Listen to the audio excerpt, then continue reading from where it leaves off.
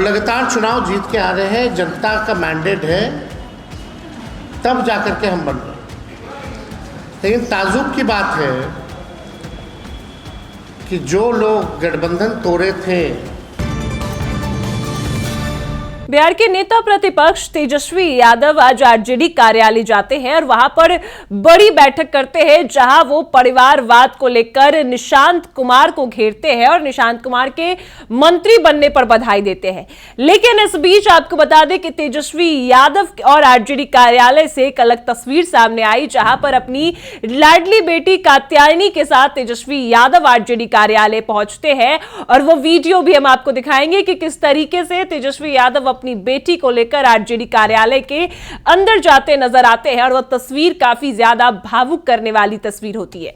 चलिए सब कुछ आपको विस्तार से बताते हैं। नमस्कार, मैं कोमल और आप देख रहे हैं दर्श न्यूज। बता दें आपको कि बिहार के नेता प्रतिपक्ष तेजस्वी यादव आज आरजेडी कार्यालय पहुंचते हैं, लेकिन इस बीच बिहार की राजनीति से कुछ अलग तस्वीर निकलकर सामने आती है। तेजस्वी यादव अकेले आरजेडी कार्यालय नहीं जाते हैं, अपनी बेटी कात्यायनी के साथ आरजेडी कार्यालय जाते हैं और कात्यायनी के हाथ को पकड़कर तेजस्वी यादव ऑफिस के अंदर भी जाते नजर आते हैं। कई बार बिहार की राजनीति हो या फिर कोई पर्व हो, उत्सव हो, तेजस्वी यादव अपनी बेटी के साथ तस्वीरें साझा और वीडियो साझा हमेशा करते नजर आए हैं। लेकिन इस बीच तेजस्वी यादव आरजेडी कार्यालय, जहां पर उनके नेता, उनके समर्थक मौजूद होते हैं, वहां पर अपनी बेटी कात्यायनी को लेकर जाते हैं और इसके बाद वहां पर उनकी बेटी कात्यायनी के साथ वो भाजपा सरकार और नीतीश सरकार पर हमलावर रहते हैं। जहां एक और यह तस्वीर अब काफी ज्यादा चर्चा का विषय है कि पिता के समान तेजस्वी यादव पिता के रूप में अपनी बेटी को लेकर आरजेडी कार्यालय पहुंचते हैं, वो भी वहां पर जहां पर उनको सरकार को घेरना है, नेताओं से बातें करना है, लेकिन फिर भी अपनी बेटी को लेकर आरजेडी कार्यालय जाते हैं। और इस बीच नेता प्रतिपक्ष का परिवारवाद पर बड़ा बयान आया है। निशांत कुमार कल मंत्री बने और आज उनको स्वास्थ्य विभाग दे दिया गया है। इस पर भी तेजस्वी यादव का क्या कुछ कहना है, वो हम आपको सुनाते हैं। कि कम से कम अब भाजपा के लोग अब परिवारवाद पे कुछ नहीं बोलेंगे और भाजपा के लोगों को अब परिवारवाद के बारे में बोलने का अधिकार भी नहीं है। इसी 6 महीने के अंदर हम लोगों ने 2 नेताओं के पुत्रों को देखा, बिना चुनाव लड़े, बिना एमएलसी बने मंत्री बन गए। चाहे उपेंद्र कुशवाहा जी के बेटे हों या नीतीश कुमार जी के बेटे हों। हम लोग जब चुनाव लड़ के आते हैं, हम लोग जीते हैं,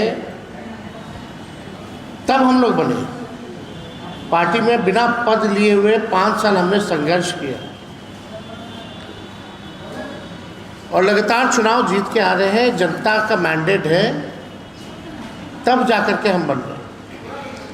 लेकिन ताज्जुब की बात है कि जो लोग गठबंधन तोड़े थे, याद कीजिए नीतीश जी ने वेटनरी के ग्राउंड से क्या कहा था, परिवारवाद पे उन्होंने गठबंधन तोड़ा था।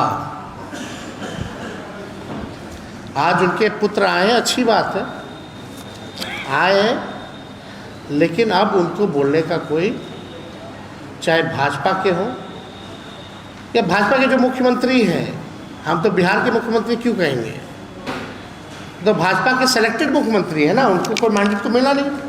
तो सुना आपने, जहां एक और तेजस्वी यादव ने, नेता प्रतिपक्ष ने निशांत कुमार पर साफ साफ कहा है कि ये तो बिना चुनाव लड़े और ऐसे ही परिवारवाद में 3 ऐसे नेता हैं जिनके बेटे आज परिवारवाद का सीधा जीता जागता उदाहरण है। जीतन राम मांझी के बेटे, उपेंद्र कुशवाहा के बेटे और अब नीतीश कुमार के बेटे निशांत कुमार।